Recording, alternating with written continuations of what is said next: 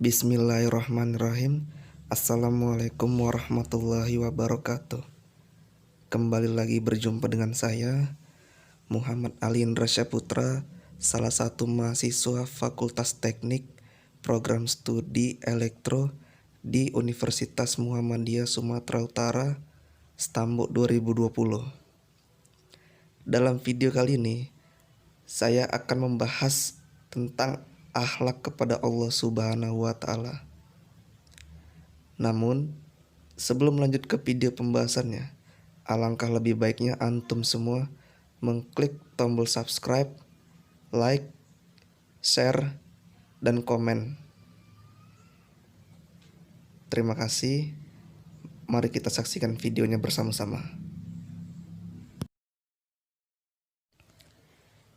Yang mau kita bahas pertama kali adalah definisi. Jadi, apa sih definisi akhlak kepada Allah Subhanahu wa Ta'ala? Nanti akan saya jelaskan di slide berikutnya. Jadi, definisi akhlak kepada Allah Subhanahu wa Ta'ala adalah menjaga hubungan baik antara makhluk atau hamba kepada Sang Pencipta, yaitu Allah Subhanahu wa Ta'ala.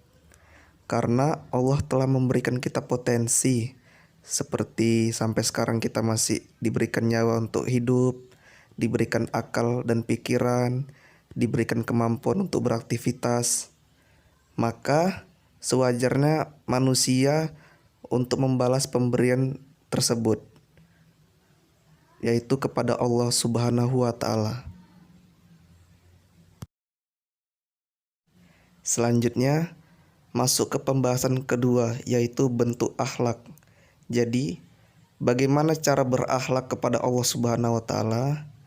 Maka cara-caranya akan saya jelaskan di slide berikutnya. Jadi, bentuk akhlak itu ada 6. Yang pertama adalah beriman. Nanti saya jelaskan apa yang dimaksud dengan beriman dan bagaimana caranya. Yang kedua bertakwa, akan saya jelaskan juga. Yang ketiga syukur. Yang keempat cinta dan ridho. Yang kelima tawakal. Dan yang keenam ikhlas. Setiap poin-poin tersebut akan saya jelaskan satu persatu di slide berikutnya. Yang pertama, beriman. Beriman yakni meyakini secara mutlak akan keberadaan Allah Subhanahu wa Ta'ala. Beriman kepada Allah Subhanahu wa Ta'ala telah diperintahkan kepada manusia dengan tujuan agar mereka tidak mengalami kesesatan yang jauh. Jadi, kita sebagai seorang muslim harus beriman kepada Allah Subhanahu wa Ta'ala. Yang kedua adalah bertakwa. Bertakwa artinya takut untuk meninggalkan segala perintah Allah Subhanahu wa Ta'ala dan takut melaksanakan segala larangan Allah Subhanahu wa Ta'ala.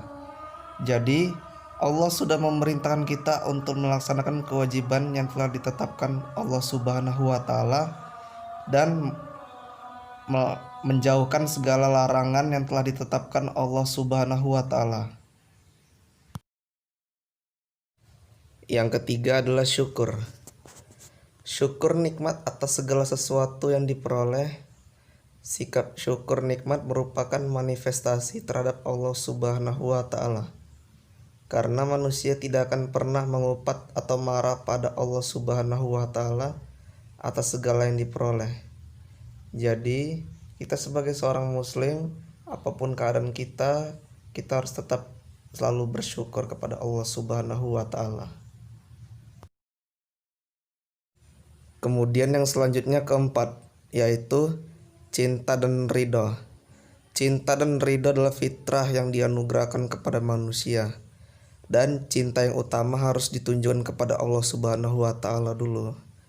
Jadi kita sebagai seorang umat muslim harus yang paling utama adalah cinta kepada Allah Subhanahu wa Ta'ala. Kemudian cinta kepada Rasulullah dan cinta kepada keluarga kita. Kemudian yang kelima adalah tawakal. Tawakal artinya membebaskan hati dari segala ketergantungan kepada selain Allah Subhanahu wa Ta'ala dan menyerahkan keputusan segala sesuatunya kepadanya. Jadi, kita harus yakin bahwa keputusan Allah itu adalah keputusan yang terbaik, walaupun tidak sesuai yang kita inginkan. Dan yang terakhir, yang keenam adalah ikhlas. Ikhlas adalah melakukan perbuatan semata-mata berharap ridho Allah Subhanahu wa Ta'ala dan ikhlas dalam melaksanakan seluruh perintah Allah Subhanahu wa Ta'ala serta menjauhi segala larangannya.